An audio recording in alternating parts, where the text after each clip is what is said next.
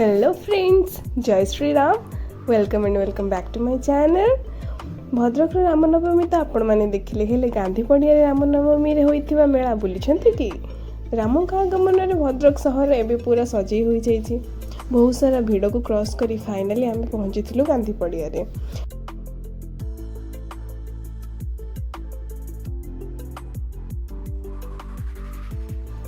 मेला रे ब्रह्मपुर प्रसिद्ध आचार पापड़ नहीं शाढ़ी घरकरणा जिनस सबकि आवेलेबल थिला।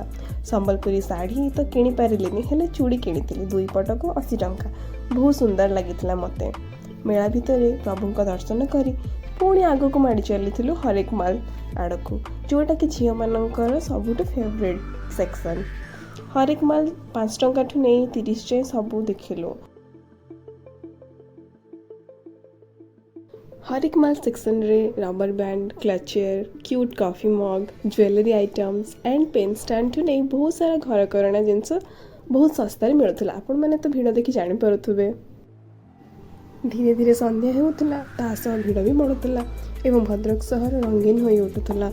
बाकी आमे भगवान का दर्शन सारी मेला बुली जल्दी फेरी आसीथिलु घर को। सो फ्रेंड्स, आज ये पुणी देखा नेक्स्ट ब्लॉग रे। आउ हाँ सांग मैंने खरा जमती होची अति आवश्यक नहले प्लीज घर बाहरंतु नहीं, पानी अधिक पियंतु और निजर जत्न नियंतु। So thanks for watching guys and tata bye bye.